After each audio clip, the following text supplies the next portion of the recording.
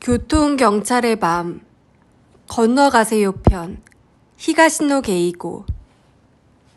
그 전화는 사하라 유지가 회사에서 돌아와 슬슬 넥타이를 풀고 있을 때 걸려왔다.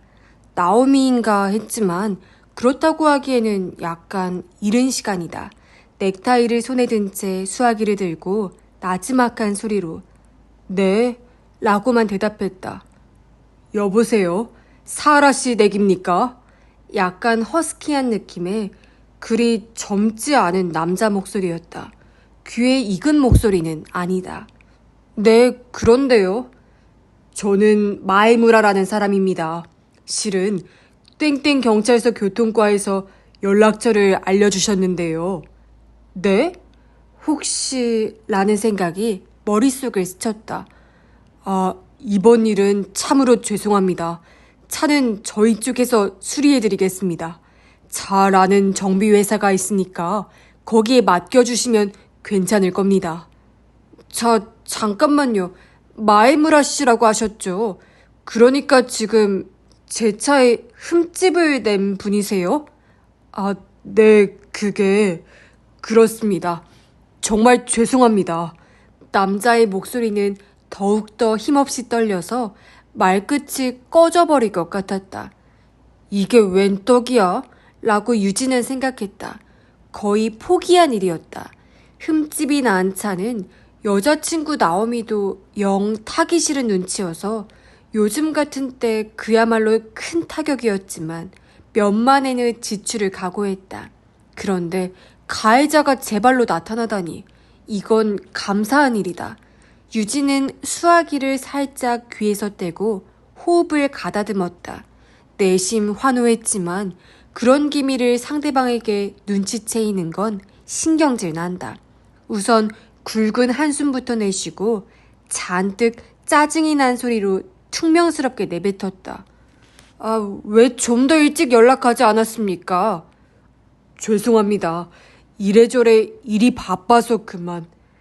아무리 바빠도 전화는 할 수 있지 않습니까?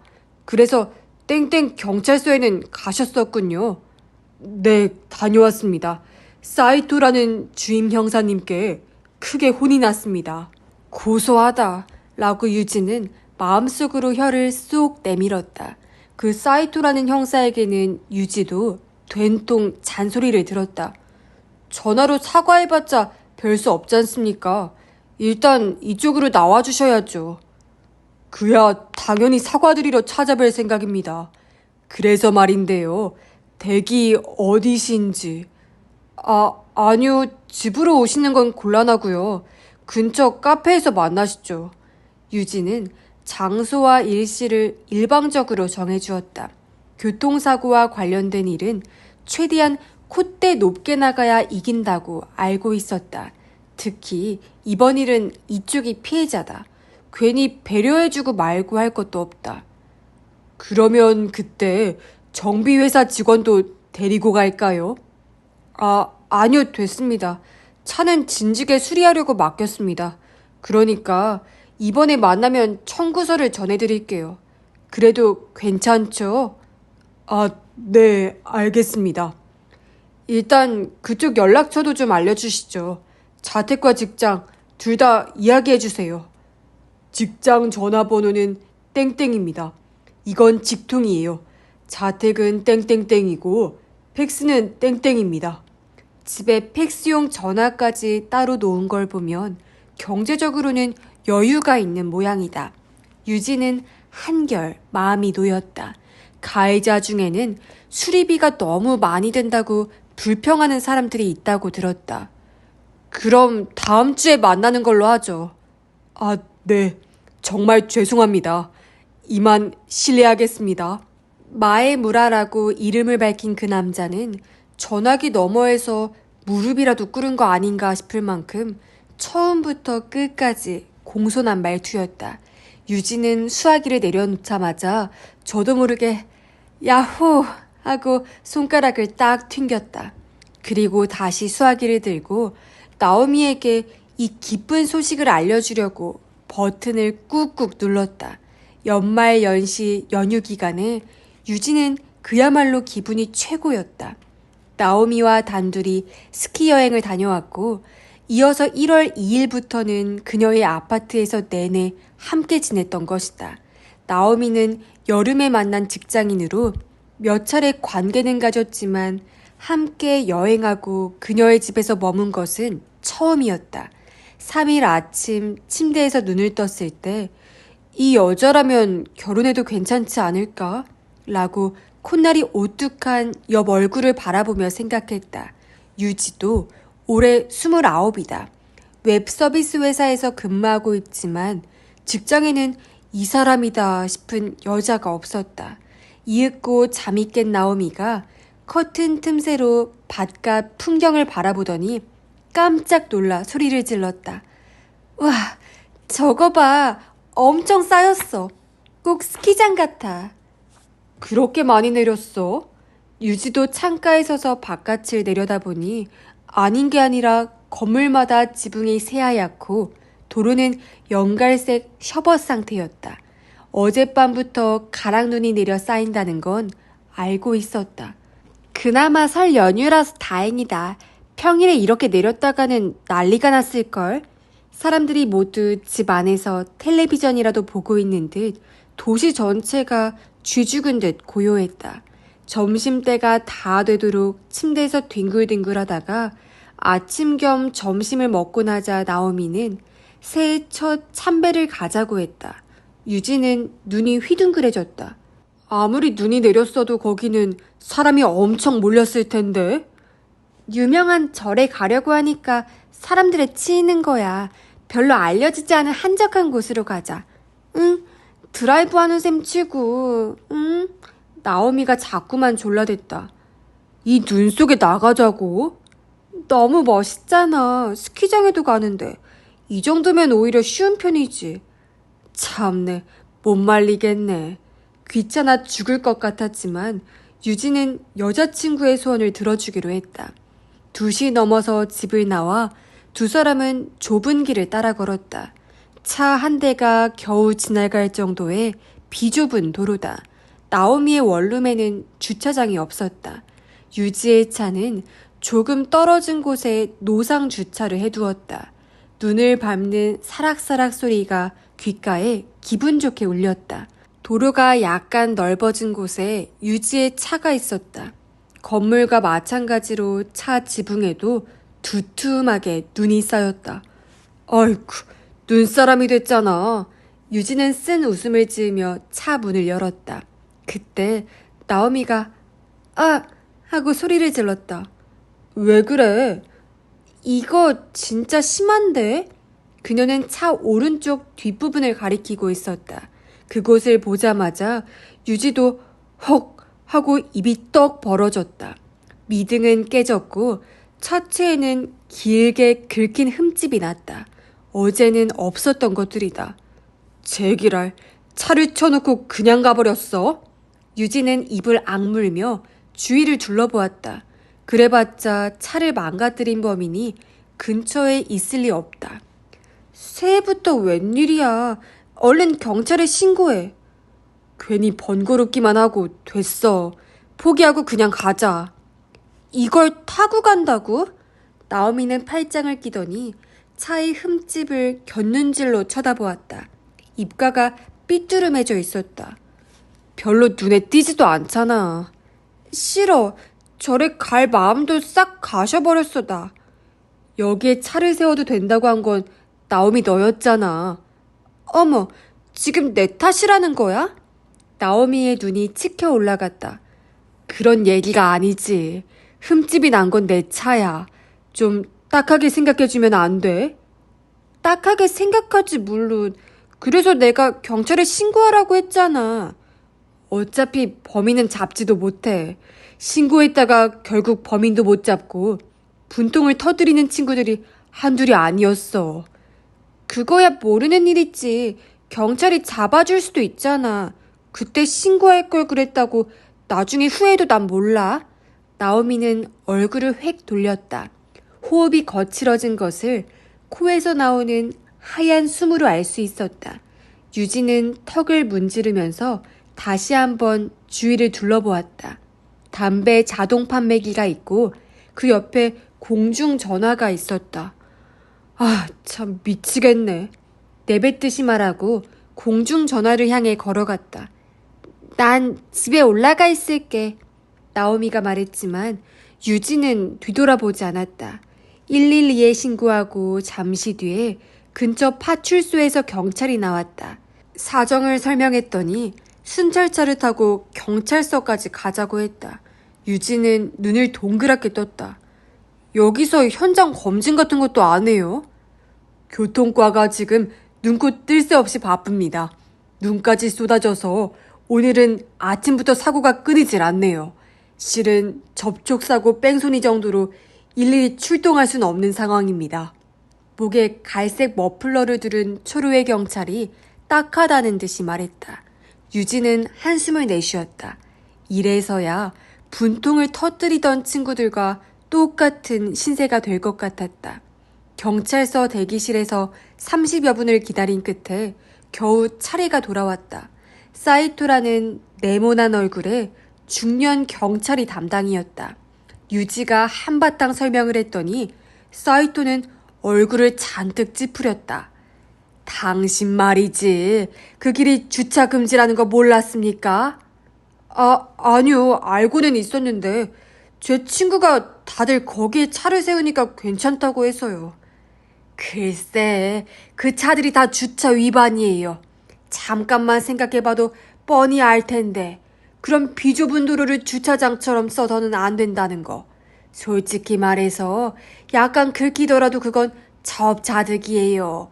접촉사고를 내고 도망쳤다고 신고하는 사람들 80% 이상이 다 불법 주차라고요. 그런데도 자기 잘못은 전혀 모른다니까. 당신은 어때요? 알고는 있습니까?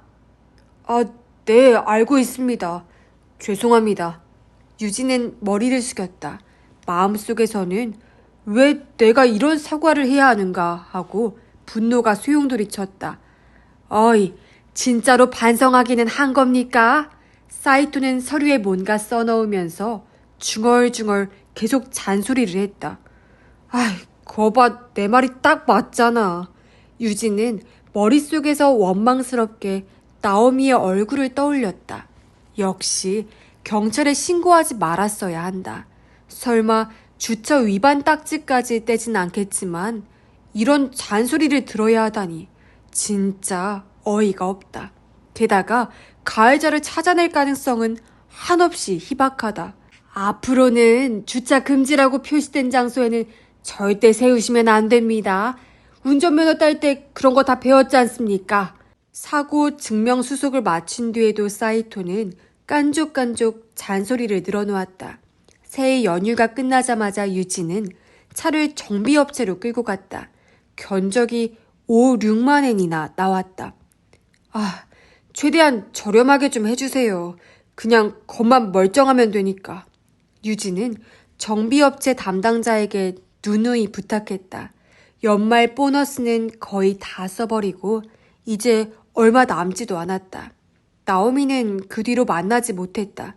별것도 아닌 일로 싸움을 할 생각은 없었지만 어쩐지 전화하기가 망설여졌기 때문이다. 나오미 쪽에서 먼저 걸어주면 좋을 텐데 그녀도 사근사근 굽히고 들어올 생각은 없는 모양이었다. 아무튼 요즘 여성들은 자존심이 엄청 세다. 정초부터 완전 재수 꽝이네. 유진은 우울한 기분으로 지난 2, 3일을 보냈다. 그러던 참에 생각지도 못하게 가해자에게서 전화가 걸려온 것이다. 아무래도 영 재수없는 한 해는 아닌 모양이네. 당장 나오미에게 전화를 걸고 신호음을 들으면서 유진은 씩 웃었다.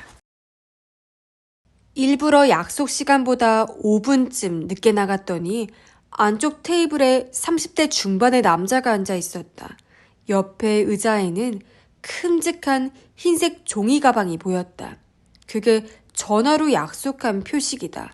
큰 걸음으로 성큼성큼 다가가 말물 하시냐고 물었더니 상대는 튕겨진 것처럼 자리에서 일어났다. 아유, 죄송합니다.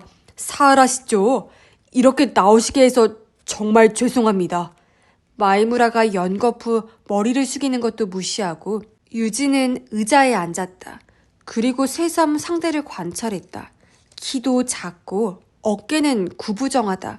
게다가 눈꼬리는 처졌고 입은 칠칠맞게 벌어졌다.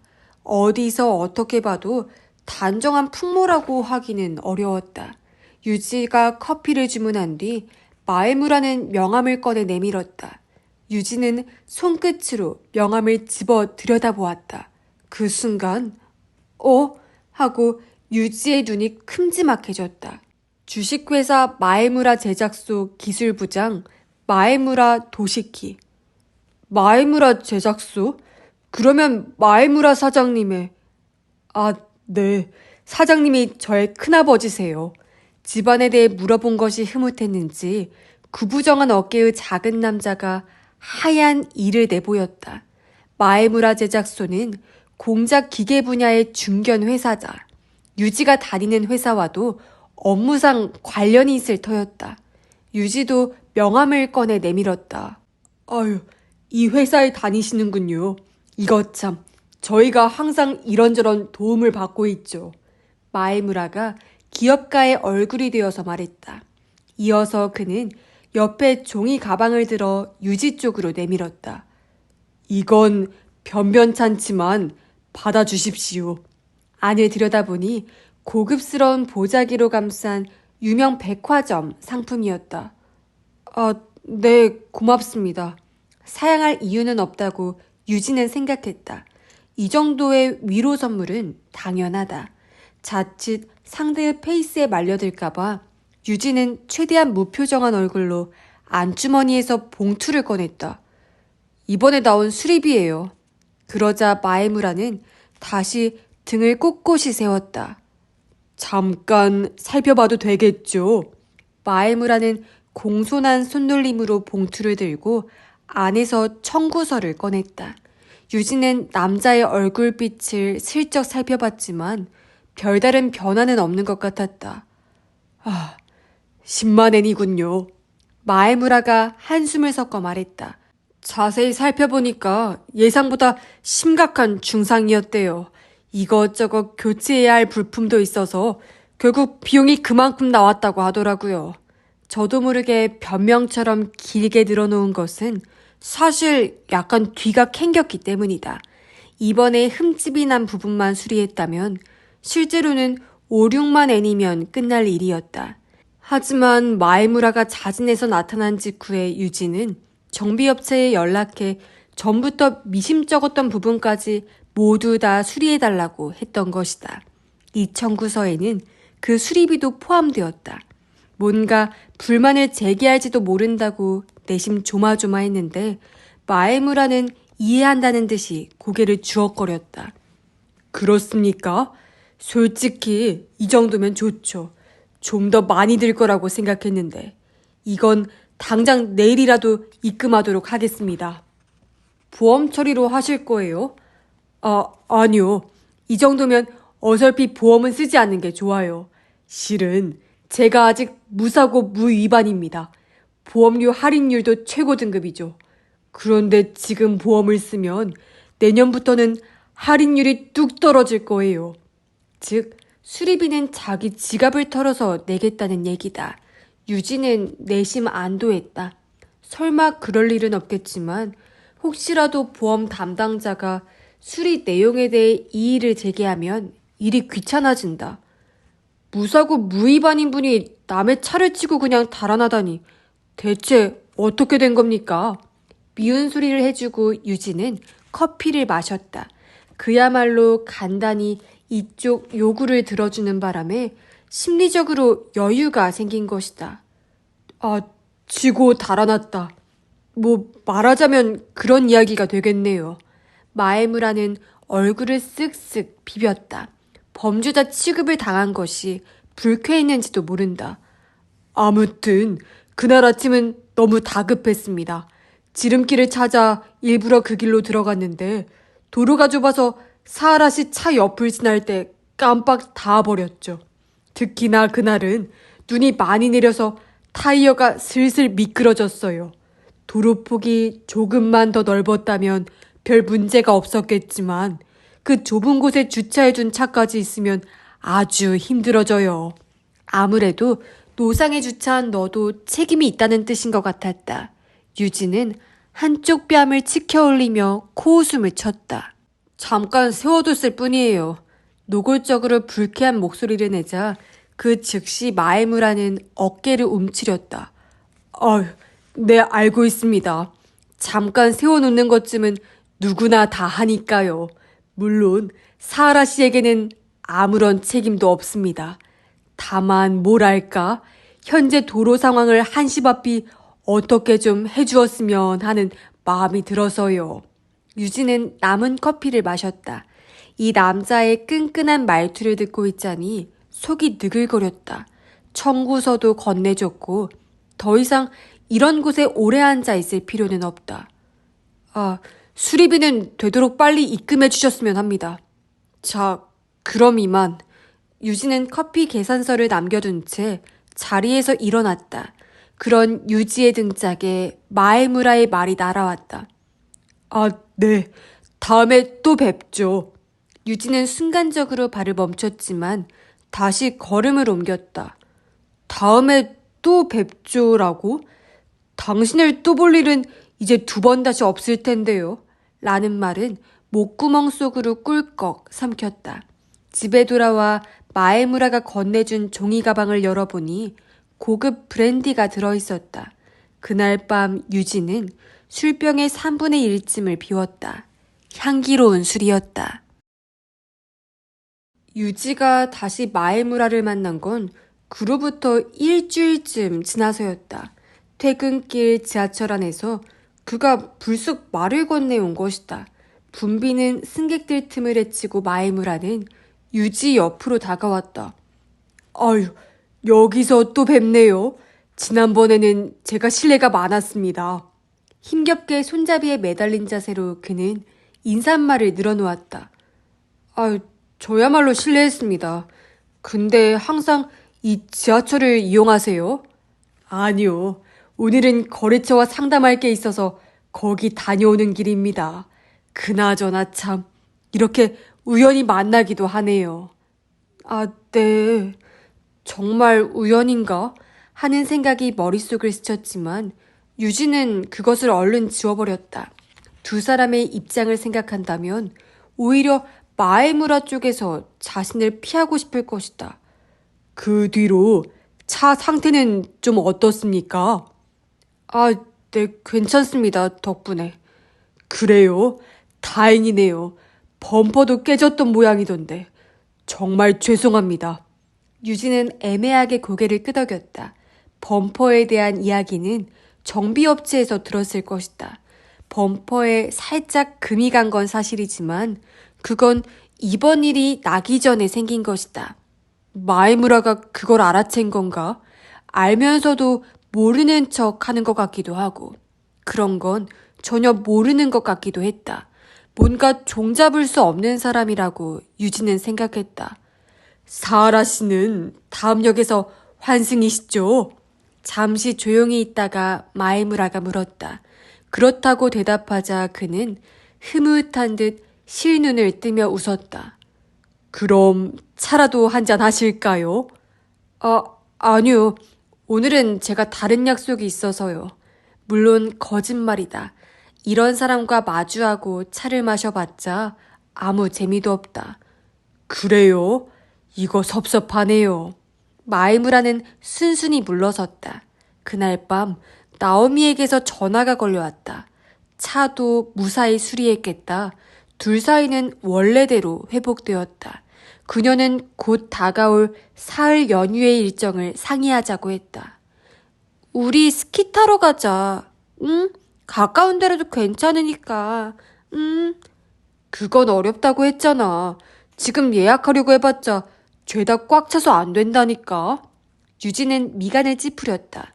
나오미는 요즘 스키를 막 배우기 시작했다. 얼마 전에 둘이 스키장에 갔을 때 유지가 좀 가르쳐 주었더니 부쩍 실력이 늘었다. 스키를 타고 싶어서 안달이 난 시기인 것이다. 어딘가 아무도 모르는 곳, 숨겨진 보물 같은 스키장은 없을까?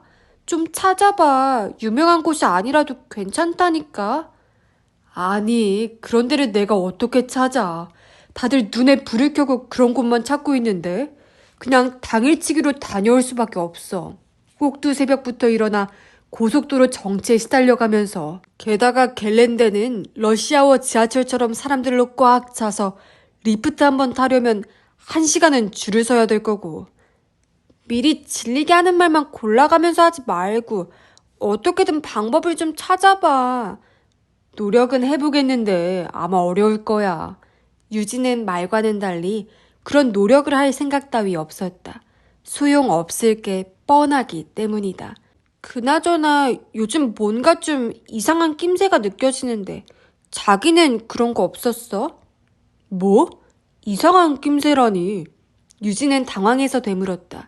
나오미는 이런 식으로 갑작스럽게 화제를 바꾸는 버릇이 있다.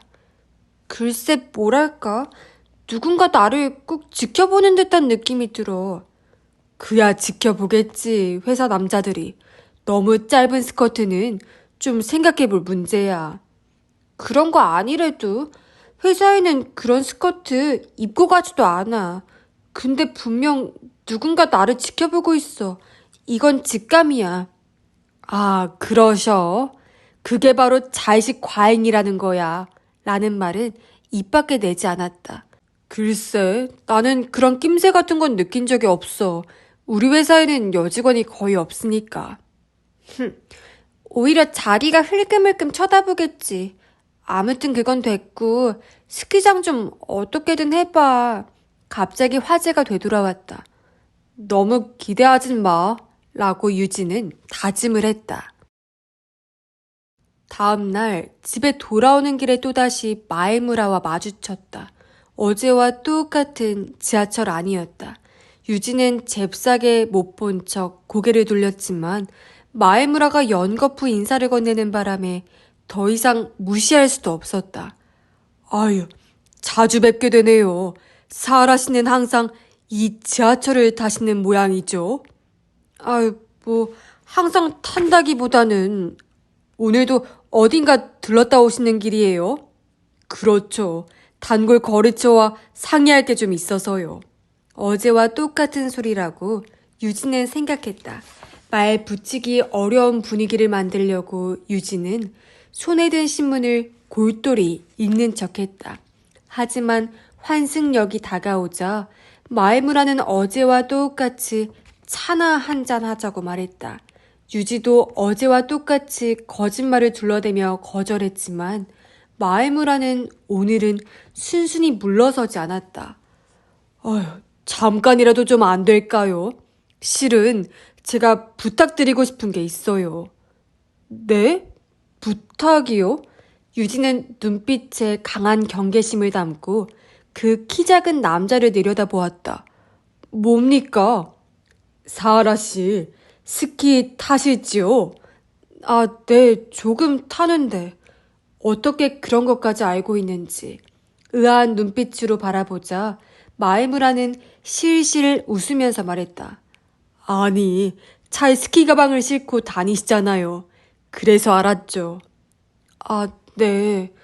이번 시즌에도 몇 번 더 가실 생각인가요? 가고 싶긴 한데 아직 확실한 예정은... 그러시군요. 실은 제가 별장이 있는데 거기를 좀 이용해 주셨으면 좋겠어요. 그 부탁을 드리려는 겁니다. 유진은 손잡이를 바꿔잡고 마에무라의 얼굴을 마주 보았다. 저한테 댁에 별장을 쓰라는 말씀이십니까? 아, 네. 실은 사정이 좀 있어서. 어때요? 잠깐 이야기라도 좀 들어보시겠어요? 마에무라의 말이 끝나자마자 지하철이 역에 들어섰다. 문이 열리기 전에 유진은 키 작은 남자를 향해 말했다. 아, 그러시다면 잠깐만입니다.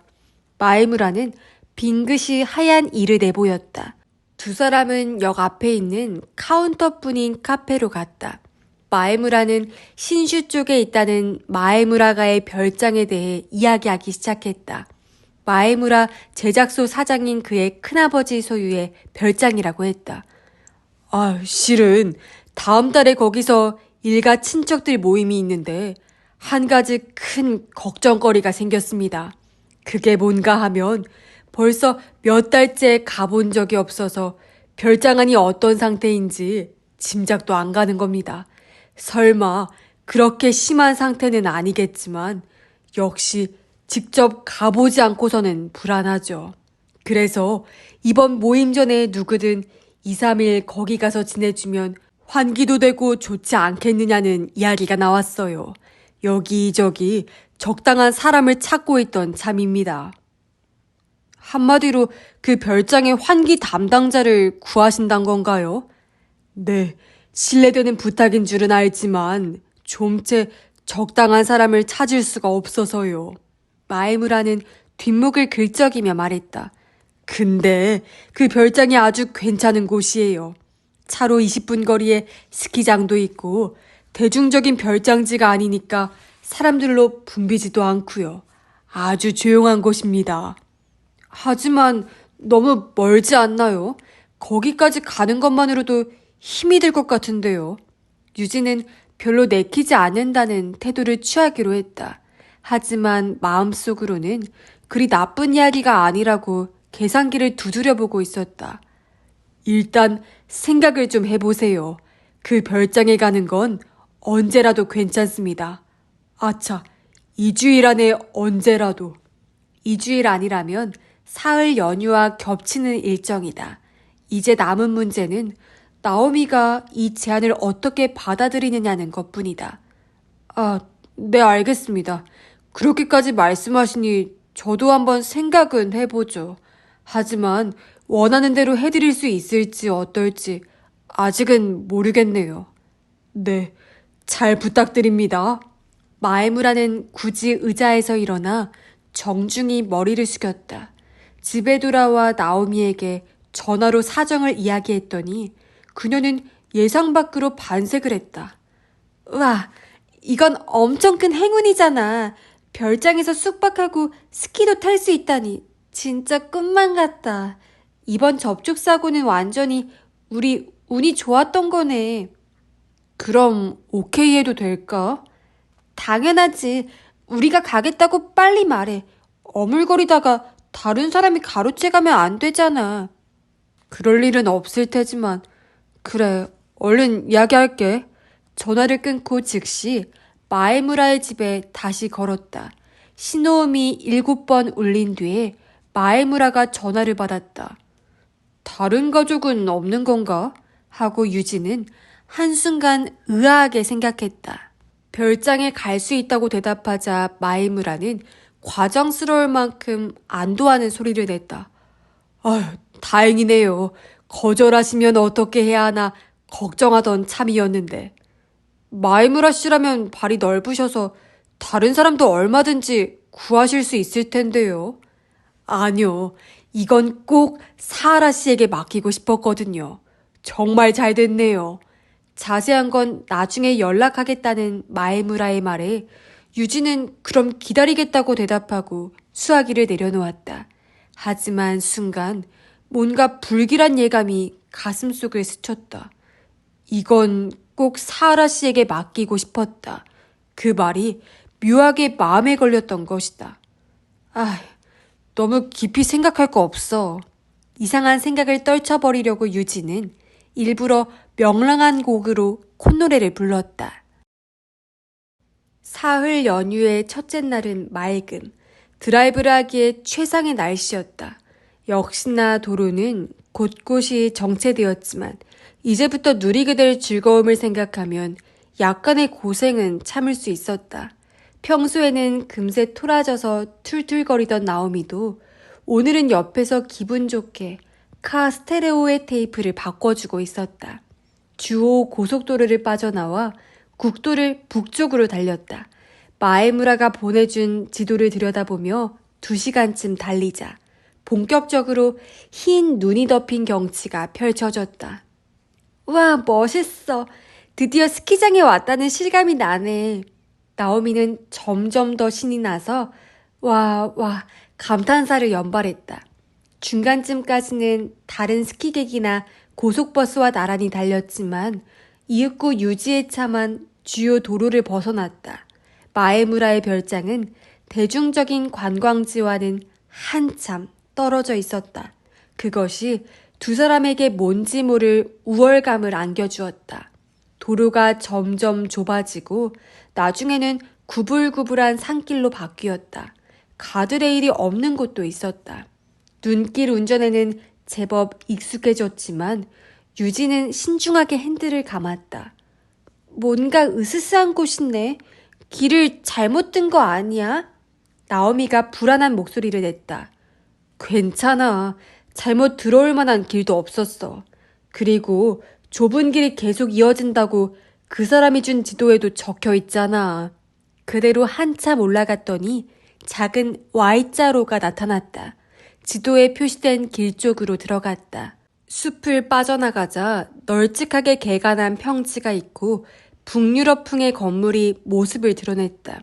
광대한 부지 안쪽에 차를 세우고 두 사람은 짐을 챙겨 들고 차 밖으로 나왔다. 역시나 호화로운 건물이었다. 일가 친척 모임에 적합한 곳이라고 할 만했다. 나오미도 몇 번이나 와, 멋있다, 멋있다 라고 감탄했다. 유진은 주위를 둘러보았다. 정기적으로 건물 상태를 점검하는 관리인이 있어서 오늘 이곳에 올 거라고 했었다. 열쇠도 그 관리인에게 받기로 했다. 정말 누가 오긴 왔나 봐. 주차장 쪽을 보며 나오미가 말했다. 랜드 크루저 한 대가 서 있었다. 거기서 15분쯤 기다렸을 때 어디선가 차 엔진 소리가 들려왔다. 돌아보니 하이럭스가 부지 안으로 들어서는 참이었다. 차를 세우고 한 남자가 운전석에서 얼굴을 내밀었다. 미안합니다. 오래 기다렸어요. 마에무라가 싱글벙글 웃고 있었다. 별장 안은 어디든 자유롭게 써도 된다고 했다. 나오미는 2층 남쪽의 침실을 선택했다. 세미 더블 침대 2개가 놓였고 화장실과 샤워실도 딸려 있었다. 그나저나 영 신경 쓰이네. 왜 마에무라가 일부러 여기까지 왔지? 침대에 걸터 앉아 유지는 중얼거렸다. 아이 참, 관리인이 갑자기 사정이 생겨서 못 오게 됐기 때문이라잖아. 그렇다면 누군가 다른 사람을 대신 보내면 되잖아. 굳이 자기가 직접 올 것까지는 없는데. 성의를 보여주려는 게 아닐까? 성의? 아무래도 느낌이 좋지 않았다. 이번 일은 처음부터 뭔가 이상했다. 그 사람 정말 내일 아침에 돌아갈까? 아예 눌러앉으면 모처럼 우리끼리 별장에서 지내기로 한 것도 다 물거품이 되잖아. 그 사람 별장인데 눌러앉는다는 말은 이상하지. 하지만 내일 아침 일찍 떠난다고 했으니까 일정을 바꾸진 않을 거야. 그러면 좋겠는데. 나오미가 우울한 표정을 지었을 때 밖에서 다시 엔진 소리가 들려왔다. 유지가 창가에서 내려다보니 사륜구동 경차가 들어오는 참이었다. 운전석에서 마에무라가 내렸다. 이상하네. 아까 랜드크루저를 타고 나갔었는데. 저 차는... 나오미가 옆에 와서 말했다. 여기 올 때 길가에 세워져 있었어. 그래, 나도 본 것 같아. 마에무라는 양손을 비비면서 현관을 향해 걸어왔다. 발자국이 하나 둘 눈 위에 또렷하게 새겨졌다. 유지씨, 아무래도 좀 이상해. 뭐가? 스키장이 정말 여기서 가까운 곳에 있을까? 이 근처 지리를 모르니까 확실하게 말할 수는 없지만 아무래도 스키장이 있을 만한 곳이 아닌 것 같아. 에이, 설마 그건 아니겠지. 우리가 스키를 탄다고 하니까 여기를 빌려준 거잖아. 그건 나도 알지만... 노크소리가 났다. 대답을 하자 문이 열리고 마에무라가 밋밋한 얼굴을 내밀었다. 저녁 준비도 할 겸 주방 사용법을 좀 알려드릴까 하는데 어때요? 네. 나오미가 방을 나섰다. 오늘 저녁은 마에무라가 직접 요리를 해주기로 했었다. 유지는 위장이 조여드는 듯한 불쾌감을 느꼈다. 창문으로 다시 바깥을 내다보았다. 조금 전에 마에무라가 세워둔 차가 바로 밑에 있었다. 그는 랜드 크루저를 어디에 세워놓고 온 것일까? 마에무라는 요리 솜씨가 상당히 뛰어났다. 정식으로 오르되부르에서부터 시작해 와인병에 코르크 마개까지 땄다.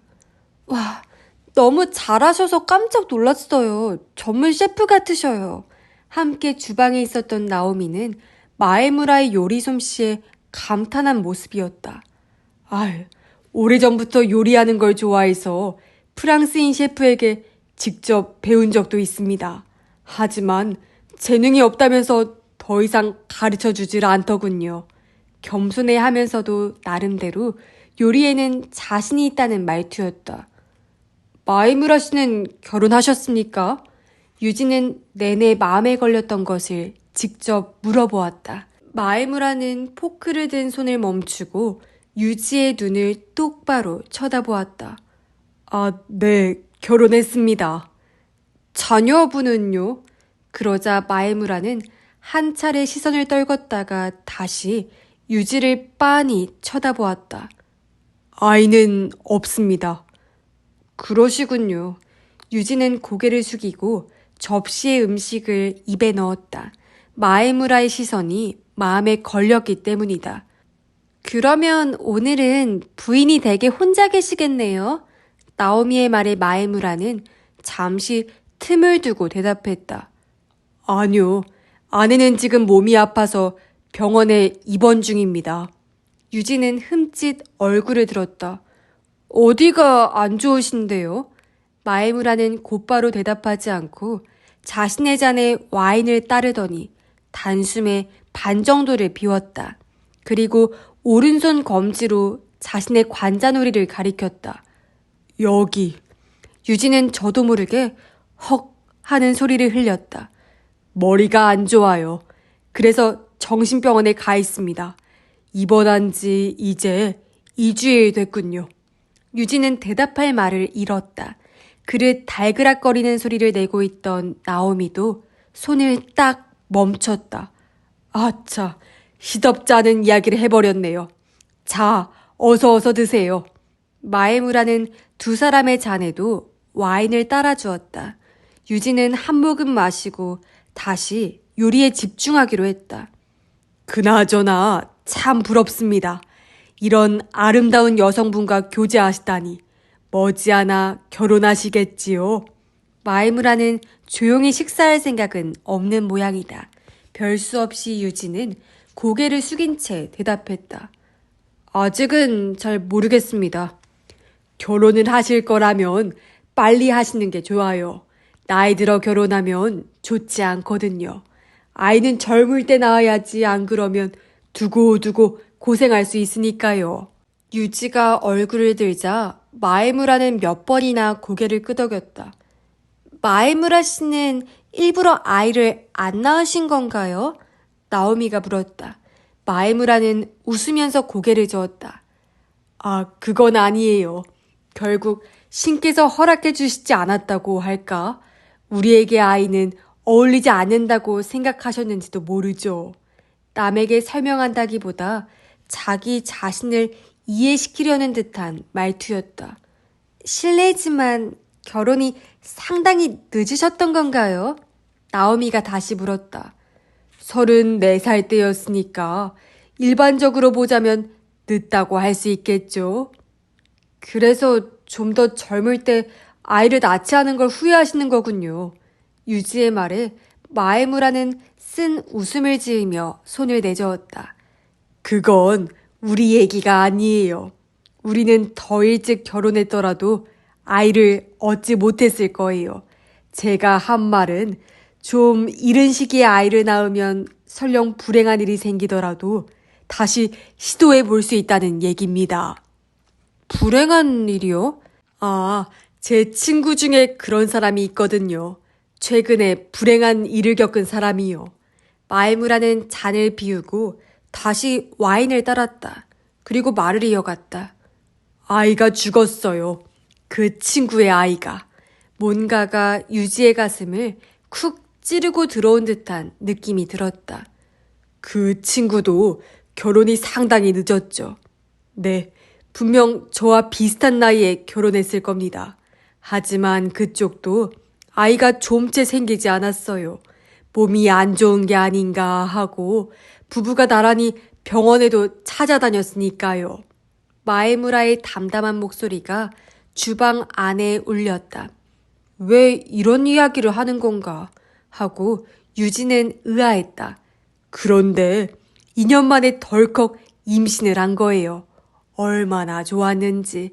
집안가는 물론이고 우리 친구들에게까지 전화를 하더군요. 네, 정말 기뻤을 거예요. 태어난 아이는 아들이고 제 엄마를 꼭 닮았더군요. 생일은 11월 3일, 문화의 날이에요. 그해 설날에는 당장 가족 사진을 인쇄한 연화장을 보냈죠. 마에무라는 어딘가 먼 곳을 바라보는 듯한 눈빛이었다. 그 뒤 1, 2년은 그 친구에게 가장 행복한 시절이었어요. 회사에서는 착착 실적을 쌓아가고 집에 돌아가면 아내와 아이가 반겨주었으니까요. 네, 옆에서 지켜보기에도 생기가 넘쳤어요. 하지만 마에무라의 표정이 갑자기 침울해졌다. 그런 만큼 아이가 죽었을 때는 마치 나락에 떨어진 것처럼 비참한 모습이었어요. 그 친구도 함께 죽는 게 아닐까 싶을 정도로요. 아이는 어쩌다가... 나오미가 무겁게 입을 열었다. 사고였어요. 사소한 일이 원인이었죠. 부모가 조금만 더 주의를 기울였다면 막을 수도 있었던 사고였는데 마에무라는 툭 내던지듯이 말했다. 아이가 여기저기 동동거리고 다닐 때가 되면 특히 조심해서 지켜봐야 해요. 그 부모도 평소에는 늘 조심했는데 그날따라 연초 인사로 찾아온 손님이 많아서 잠깐 눈을 뗀 사이에. 연초라면 올 1월의 이야기인 것 같았다. 그게 다시 유지의 가슴 속에 턱 걸렸다. 욕조로 굴러떨어졌습니다. 지금까지보다 더 강한 말투로 마에무라는 말했다. 마치 가슴속에 응어리진 것을 토해내는 것 같았다. 아이가 욕조 근처에 갔던 적은 한 번도 없었어요. 그래서 부모는 깜빡 마음을 놓고 있었죠. 하지만 아이를 키울 때는 잠시도 방심해서는 안 됩니다. 하필 그날 왜? 라고 나중에 후회해봤자 이미 때늦은 일이에요. 아이의 모습이 보이지 않는 것을 깨닫고 엄마가 아이를 욕실에서 발견했을 때는 이미 상당히 시간이 지난 뒤였습니다. 아이는 축 늘어져서 아무리 흔들어도 반응이 없었어요. 부모가 급하게 병원에 데려갔지만 이미 손을 쓸 수 없는 상태였죠. 마에무라는 테이블 위에서 손깍지를 꼈다. 그 손이 파르르 떨리는 것을 유진은 멍하니 바라보았다. 아무리 후회해도 소용없는 일이었습니다. 부모의 실수라고 할 수밖에 없는 사고였으니까요. 아이 아빠는 제 친구지만 아내에게 몹시 화를 냈다는군요. 그런 때 남자는 저 좋을 대로 행동하는 동물이지요. 책임을 모두 엄마 쪽에 떠넘기는 거예요. 대찬 여자였다면 말대꾸를 하고 잘잘못을 따져가며 싸우기도 했겠지만 그의 아내는 여리고 착한 사람이었어요. 사랑하는 아들을 잃은 충격에 더해서 남편의 원망까지 듣고는 완전히 소진되어 버린 거예요. 며칠 만에 그녀는 중증 노이로제로 병원에 입원해야만 했습니다. 나오미가 옆에서 하는 소리를 냈다. 유진은 나이프도 포크도 내려놓고 이야기를 이어가는 남자의 얼굴을 멀거니 바라보았다. 사고 원인이 부모의 실수라는 건 분명하지만 그때는 원통하게도 불운까지 겹쳤습니다. 병원 측의 설명으로는 30분, 최소한 15분만 더 일찍 데려왔어도 이 아이를 살릴 수 있었다고 하더군요. 그때 그 불운만 아니었다면 훨씬 더 빨리 데리고 갈 수 있었을 텐데. 불운이라니 그게 뭔가요? 나오미가 머뭇머뭇 입술을 달싹이며 물었다. 그러자 마에무라는 등을 꼿꼿이 세우고 두 사람의 얼굴을 번갈아 바라보더니 크게 심호흡을 한 뒤에 말했다. 그건 항상 지나다니던 길을 그날만은 지나갈 수 없었다는 겁니다. 심장이 한 차례 쿵쾅 하고 뛰는 것을 유진은 느꼈다. 병원 응급실까지 가는 가장 빠른 코스의 중간쯤에 잠깐 도로 폭이 좁아지는 곳이 있었어요. 좁기는 해도 차 한 대쯤 지나갈 수 있는 길이죠. 하지만 그날은 거기에 노상 주차를 한 차가 있었습니다. 그 친구의 차가 외제차라서 폭이 조금 넓어요. 그래서 어떻게 해봐도 옆을 빠져나갈 수가 없었습니다. 당연히 클렉슨을 울렸지만 아무도 나오질 않았어요. 자기 얘기를 하는 것이다 라고 유지는 확신했다. 이 사람은 이 이야기를 하고 싶어서 유지와 나오미를 일부러 이런 곳까지 불러들인 것이다. 결국 그는 차를 뒤로 뺄 수밖에 없었습니다. 근데 이게 상당히 번거로워서 거기서 너무 많은 시간을 빼앗겨 버렸어요. 그 노상주차만 아니었다면 이라고 그는 억울해하고 있습니다. 하지만 그건 조금 이상하지 않나요? 유진은 반격에 나서기로 했다. 입 다물고 계속 듣고 있을 필요는 없다. 마에무라의 눈썹이 꿈틀거렸다. 그래요? 어떻게 이상하지요? 그게 정초 연휴 때의 일이잖아요. 그렇다면 뒷길을 이용할 게 아니라 처음부터 넓은 길로 갔어야죠. 정초에는 큰 길이 대부분 비어있으니까요. 노상 주차를 한 사람도 정초 연휴에 이런 좁은 길을 이용할 사람은 없을 거라고 생각했던 게 아닐까요? 그래요. 그렇게 생각할 수도 있겠군요. 근데 상황이라는 게 어떤 일로 어떻게 달라질지 모르는 겁니다. 그 친구도 처음에는 큰 길로 갈 생각이었어요. 하지만 그때는 큰 길도 차들로 막혀 있었어요. 네? 정월 연휴예요? 그럴 리가요. 사실입니다. 왜냐면 전날 밤부터 아침까지 기록적인 대설로 눈이 쌓이는 바람에 사고가 연달아 일어났으니까요. 아무리 차량 통행이 적더라도 사고 차량이 도로를 막고 있어서는 지나갈 수가 없어요. 유진은 흠칫했다. 그러고 보니 파출소에서 나온 경찰도 그날 아침에 사고가 잇따라서 교통과가 몹시 바쁘다고 말했었다. 그렇다면 구급차를 불렀어야 하는 게 아닐까요? 그랬다면 좀 더 일찍 도착했을 텐데요. 나오미가 말을 보탰다. 그녀도 이미 마에무라의 이야기가 어떤 의미인지 알고 있을 터였다. 마에무라는 하고 콧방귀를 뀌었다. 구급차가 올 때까지 손 놓고 기다리지 못하는 게 그런 때의 부모 마음입니다. 게다가 구급차에 실려갔다가 이 병원 저 병원 전전하는 일도 많죠. 단골로 다니던 병원으로 달려간 건 잘못된 선택이 아니었다고 생각합니다. 그래도 나오미는 그뿐 더 이상 말을 잇지 못했다. 무겁고 답답한 침묵이 한참 동안 세 사람을 휘감았다. 더 이상 누구도 요리에 손을 대려고 하지 않았다. 다들 그렇게 해요. 유진은 말했다. 노상 주차는 누구든 다 한다고요. 그렇죠. 누구든 을에 노상 주차를 합니다. 경찰이 단속에 두 손을 들어버릴 정도예요. 이 사람도 저 사람도 그걸 전혀 나쁜 일이라고 생각하질 않아요. 주차 위반 딱지를 붙여도 태연히 떼어내는 사람도 있어요. 주차장도 없으면서 대형 차를 구입하기도 하고 다들 미쳤다고밖에는 할 말이 없어요. 그런 말을 하는 사람도 분명 주차 위반을 한 적이 있을걸요. 유지가 입을 삐죽이며 말하자 마에무라는 가슴을 젖히며 말했다. 분명하게 말씀드리죠. 그 죽은 아이의 아빠는 기억하는 한에서는 교통법규를 위반한 적이 없습니다. 물론 주차 위반도 마찬가지예요. 그렇기 때문에 더더욱 억울하고 또 원통하다고 하는 겁니다. 무신경한 노상주차로 타인에게 폐를 끼쳤다는 것을 알고 나서도 여전히 잠깐 세워두었을 뿐이라고 말하는 그 사람이, 그는 다시 심호흡을 하고 말을 이었다. 죽이고 싶을 정도라고 하더군요. 유진은 그의 얼굴을 멍하니 바라보며 유리잔에 손을 내밀었다. 목이 바싹 탔던 것이다. 하지만 떨리는 손끝이 유리잔을 쳐서 와인이 왈칵 쏟아지고 하얀 테이블보에 붉게 번져갔다.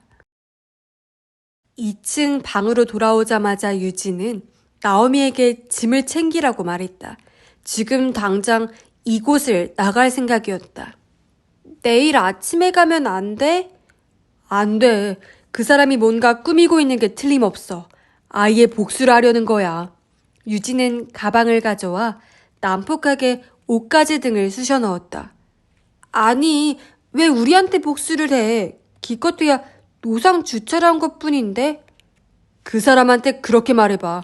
그 사람은 분명 아이가 죽은 게 우리 탓이라고 생각하고 있어. 그래서 우리를 여기까지 유인한 거라고. 우리가 스키장에 가고 싶어 하는 건 탐정이든 뭐든 사람을 써서 알아냈겠지. 그러고 보니 누군가 계속 지켜보는 것 같다고 나오미도 말했었잖아. 역시 괜한 걱정이 아니었네. 하지만 대체 어떻게 하려는 걸까? 나도 모르지. 알고 싶지도 않아. 아무튼 서둘러. 목숨이 아깝다면. 이건 농담으로 하는 말이 아니야. 이게 대체 무슨 일이야?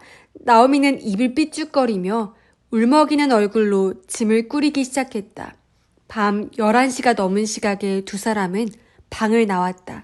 발소리를 죽여 계단을 내려갔다. 마에무라의 방은 식당 바로 옆이었다. 문 앞을 지나갈 때 유진은 슬쩍 귀를 대보았다. 아무 소리도 들리지 않았다. 종종 걸음으로 현관으로 나가 문고리를 풀고 밖으로 나왔다. 얼어붙은 냉기가 한꺼번에 덮치면서 팔다리가 부르르 떨렸다. 너무 추워. 빨리 차 문 좀 열어줘.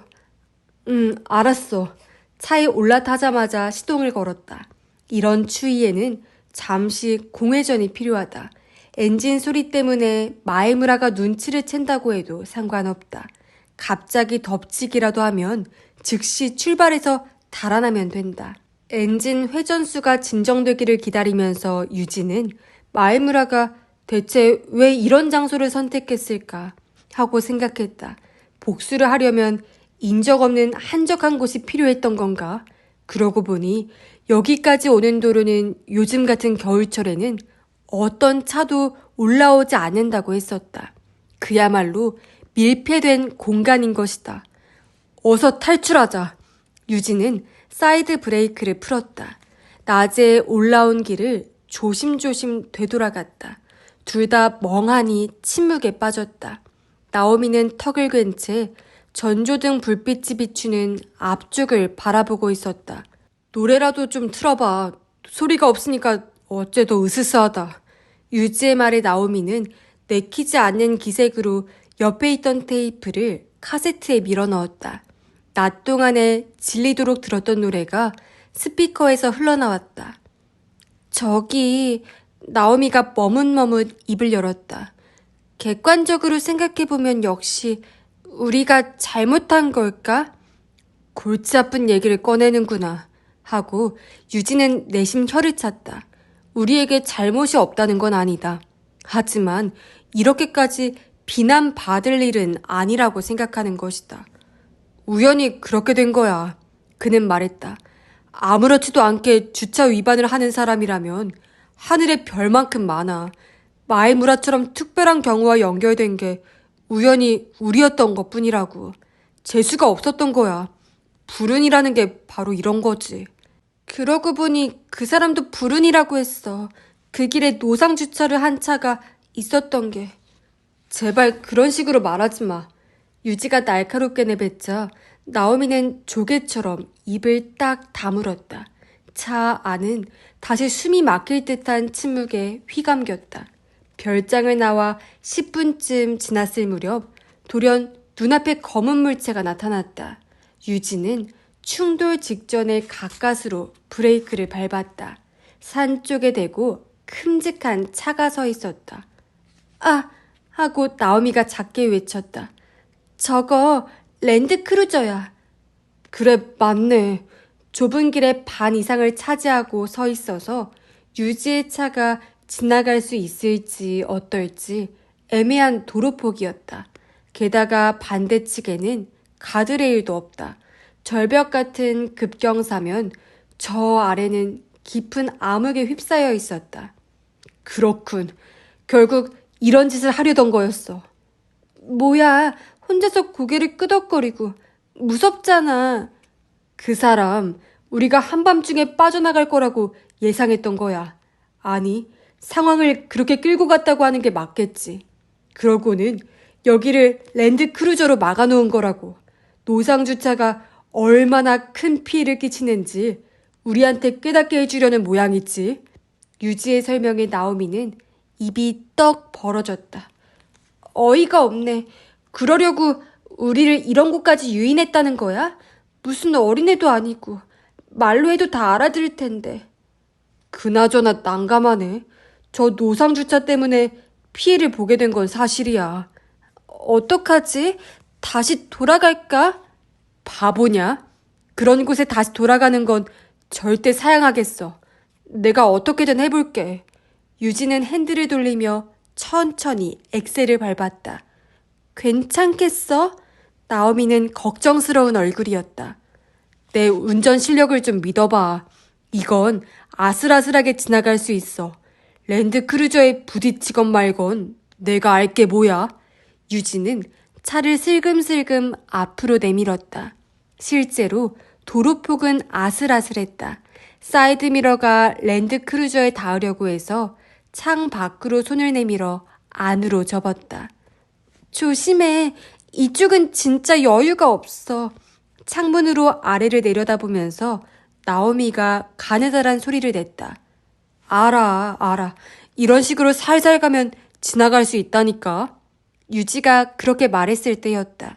덜컹 하는 가벼운 충격과 함께 갑작스럽게 차체가 왼편으로 기울였다. 나오미가 비명을 질렀다. 왜 이러지? 내가 어떻게 알아?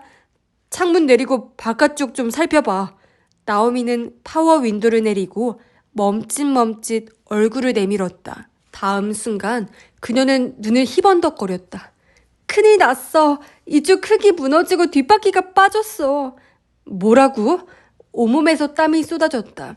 유진은 핸들을 단단히 잡고 신중하게 차를 앞으로 끌어내려고 했다. 이 차는 전륜 구동이다. 안 돼. 움직이면 안 돼. 나오미의 목소리가 갈라졌다. 앞바퀴 쪽도 무너지고 있어. 어설프게 움직였다가는 앞바퀴도 빠져버릴 것 같아. 좀 더 오른쪽으로 꺾을 수 없어? 안 되지. 랜드크루저에 걸리잖아. 유진은 차를 세우고 사이드 브레이크를 당겼다. 그 순간 차체가 다시 왼편으로 기우뚱 기울었다. 길이 조금씩 무너지고 있는 것이다. 어떡해. 이대로 있다가는 차하고 함께 떨어질지도 몰라. 쫑알거리지 좀 마. 나도 지금 방법을 생각 중이라고. 고함을 쳤지만 유지에게도 무슨 묘안이 있는 게 아니었다. 뒷바퀴가 빠졌으니 후진은 할 수 없다. 그렇다고 이대로 전진하면 이번에는 앞바퀴가 위험하다.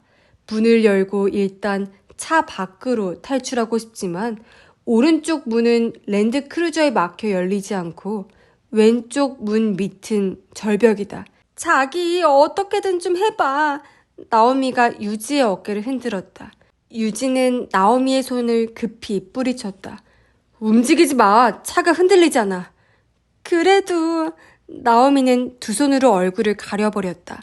어떤 해결책도 생각나지 않았다. 이제는 차 안에 가만히 있는 수밖에 없다. 누군가 와줄까? 하지만 이 길을 이용하는 사람은 거의 없다고 했다. 어쨌든 마에무라도 여기로 나올 거야. 그때까지 좀 기다리자. 우리를 구해줄까? 나오미가 중얼거렸다. 그 사람 우리를 원망하고 있잖아. 안 구해주면 어쩔 건데 그 사람도 여기를 지나가지 않고서는 집에 갈 수 없어. 말을 하고 나서 유진은 꿀꺽 숨을 삼켰다. 나오미도 회색빛 얼굴을 하고 있었다. 그렇구나 라고 유진은 비로소 마에무라가 무엇을 노렸는지 정확히 이해했다. 그는 유지와 나오미가 이런 꼴이 되도록 철저히 꾸며놓은 것이다. 절벽이 무너진 게 우연이 아니다. 유지의 차가 지나가면 부슬부슬 무너지게 미리 손을 써두었다. 그리고 모든 것이 그의 계산대로 진행되었다. 유일한 오산은 유지의 차가 아직 굴러떨어지지 않고 가까스로 매달려 있다는 것이다. 죽이고 싶다고 했어. 죽이고 싶을 만큼 증오한다고. 아, 시끄러워. 조용히 좀 하라고. 핸들을 쥔 손이 땀으로 흠뻑 젖었다. 침을 삼키려고 했지만 입 안이 바짝 말라 있었다. 그때 후방에서 불빛이 다가오는 게 백미러로 보였다. 고개를 돌려보니 몇 미터 뒤쪽에 하이럭스가 멈추어 서는 참이었다. 운전석 문이 열리고 마에무라가 내렸다. 그는 유지의 차 뒤로 다가오더니 상황을 파악하려는 듯 허리를 숙여 아래쪽을 들여다보았다. 잠시 뒤에 그는 랜드크루저 건너편을 넘어 유지의 차 앞으로 내려왔다. 전조등 불빛에 마에무라의 가면 같은 얼굴이 드러났다. 그는 실눈을 뜨고 지그시 유지와 나오미를 내려다보았다. 살려주세요, 제발. 옆에서 나오미가 신음하듯 말했지만 그 목소리는 그에게 가닿지 않은 것 같았다. 몇 초 동안인지 그는 가만히 서 있었다. 그물에 걸린 사냥감을 바라보는 거미 같은 눈이라고 유진은 생각했다. 어떻게 요리해볼까 생각하는 중일 것이다. 실제로 그는 어떻게라도 할 수 있다. 차체를 살짝 옆으로 밀기만 해도 되는 것이다. 그리고 그럴 수 있는 도구가 조금 전까지는 길 한쪽을 가로막는 역할을 했었지만 바로 옆에 있었다. 이윽고 마에무라가 움직였다. 랜드 크루저에 타는 것 같았다. 덜컥덜컥 하는 소리가 어디선가 들려왔다. 깨닫고 보니 그건 유지 자신의 이가 맞부딪히는 소리였다. 나오미도 바들바들 떨고 있었다. 둘 다 비명조차 지를 수 없었다. 랜드 크루저의 엔진 소리가 밤 공기를 울렸다. 그 순간 유지의 차가 다시 기우뚱 기우는 것 같았다. 유지는 눈을 질끈 감았다. 타이어가 지지직 눈을 밟는 소리가 났다. 랜드 크루저가 앞으로 나간 것이다. 이윽고 움직임은 멈춘 것 같았지만 좀처럼 다음 행동으로 이어지지는 않았다. 어떻게 할 작정일까? 라고 유진은 생각했다. 후진해서 이쪽 차를 밀어버릴까? 꽤 긴 시간이 흐른 것 같았지만 눈을 떠볼 용기는 없었다. 그때 덜컹 하는 충격이 다가왔다. 옆에서 나오미가 비명을 질렀다. 유지도 더욱더 눈을 꽉 감았다. 하지만 차가 추락하는 기척은 없었다. 오히려 질질 앞으로 끌려가는 느낌이었다. 유지는 머뭇머뭇 눈을 떴다. 앞쪽으로 랜드 크루저가 보였다. 뒷부분의 로프가 유지의 차와 연결되어 있었다. 유지의 차가 길 한가운데까지 당겨졌을 때 마에무라가 차에서 내렸다. 그는 유지 쪽은 돌아볼 것도 없이 연결 로프를 풀더니 다시 랜드 크루저를 타고 길을 내려갔다. 유지는 한참 동안 아무 생각도 떠오르지 않았다. 방금 무슨 일이 일어났는지 얼른 파악이 되지 않았다. 알고 있는 것이라고는 자신들이 무사하다는 것뿐이었다. 유지씨, 어서 가자.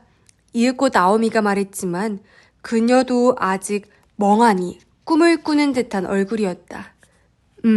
가자. 유지는 엑셀을 밟았다. 수백 미터쯤 달렸을 때 길 왼편에 랜드 크루저가 서 있었다. 이곳은 도로폭이 넓어서 옆을 빠져나가는 건 어렵지 않다. 유진은 잔뜩 긴장한 채 그 옆을 건너갔다. 또 뭔가 공격하는 건 아닌지 겁이 났던 것이다. 하지만 옆을 지나친 뒤에도 아무 일도 일어나지 않았다. 나오미도 옆에서 안도의 한숨을 내쉬었다. 유진은 백미러로 마에무라의 모습을 살펴보았다. 어두워서 잘 보이지 않았다. 운전석에 가만히 앉아있다는 것만은 알았다. 유진은 조용히 브레이크를 밟아 차를 세웠다. 왜 그래? 나오미가 물었다. 잠깐 여기서 기다려줘. 유진은 차에서 내려 랜드 크루저 옆으로 다가갔다. 마에무라는 유지를 쳐다보지 않았다. 가만히 눈을 감고 있을 뿐이었다. 마에무라 씨, 그를 불러봤지만 반응은 없었다. 유진은 말을 이어갔다.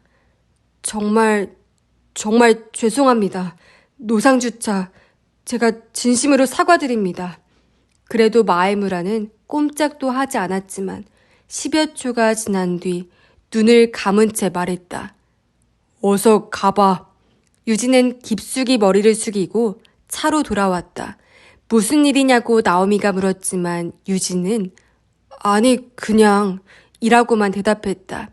유진은 핸들을 잡고 차를 출발시켰다. 어둠 속에서 구불구불한 길이 하얗게 다가왔다. 그 길이 영원히 이어질 것만 같은 기분이었다.